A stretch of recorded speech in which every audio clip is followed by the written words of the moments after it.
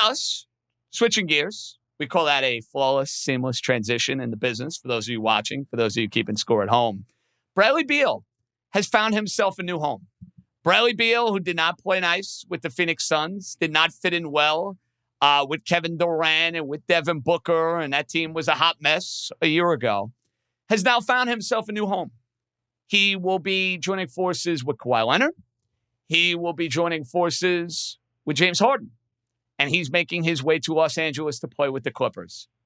Is this going to be a happy ending for your old pal Bradley Beal, yay or nay? Well, I like the Clippers, and I think that what they did in the offseason, especially the Brook Lopez signing, I mean, I understand that they sacrificed something with Norm Powell moving on, but the John Collins, James Harden experiment is kind of interesting to me. I mean, here's the big thing. I'm sure other folks have already made this joke. This LA Clippers team is a 2017 NBA All-Star team.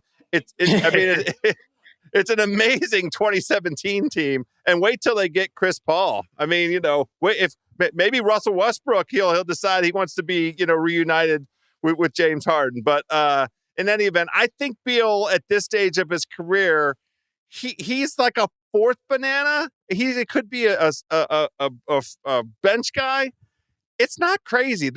Just adding competent depth, and that's all that Beal is. He was in the wrong kind of context there in Phoenix. They were asking far too much of him, showing up every night, playing solid basketball. That's not who Bradley Beal is. He's not a third banana. He's not going to pick up the slack when KD and Devin Booker were out for any extended. That's just not who he is. But in a perfectly pressure-free scenario, I kind of like it. And it's just additional flexibility for the Clippers to navigate a regular season. I think it's a good addition. Yeah, I like it. I look at what the Clippers did is they sold high on Norman Powell. 32 years old, had the best season of his career. They sold high on him. They got John Collins back. And I want to remind everybody, John Collins shot 40% from three last year. If you put him next to James Harden, you have a guy who is going to get a ton of open looks. They finally have a power forward. Now you have Brook Lopez as a backup center. And then you add Bradley Beal, who I believe he can replicate the production of Norman Powell in this Clippers lineup. So you're really not losing anything. They basically got 85% of Norman Powell's production from last year and then added John Collins and Brook Lopez. I think the Clippers won. Now, obviously, when it comes to the postseason, you can't trust James Harden, and you also can't trust Kawhi Leonard to stay healthy or be consistent. But ultimately, for the regular season, I think this is going to be a regular season juggernaut. I don't disagree with that. I think the Clippers are going to win a whole lot of games, assuming, of course, you tell me Kawhi Leonard is going to play a majority of them. I know they have some depth they've brought to the table. I just have a hard time, though, Dream, imagining that Beal all of a sudden is seamlessly going to fit into playing this supporting role. I mean, he should kind of acknowledge and recognize where he's at this particular point in his NBA career.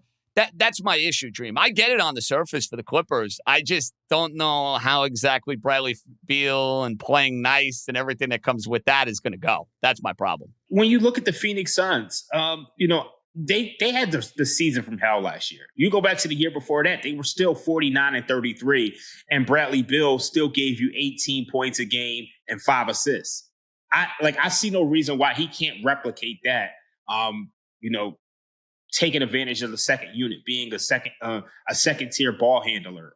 I don't see why he can't do that. How do you like them more or less or the same with Beal now in the fold? Oh, I like them way more. It just adds another dimension to them. Like their scoring capacity is definitely helped. And one thing observationally I'll make in terms of the situation in Phoenix with Frank Vogel and a new owner, and then Mike Budenholzer and the new owner.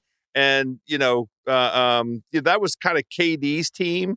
I think Beal arriving with Ty Lue and Van Gundy and like the institutional kind of stability that's in place in LA. And Beal has some good LA ties, LA connections. I think he'll be comfortable. I think he'll arrive comfortable. I don't think he's going to be confused about his role, and I think he's going to be comfortable. I think they're going to make him comfortable. Boys, a little more bullish on Bradley Beal to the Clippers than I would have thought. Very interesting.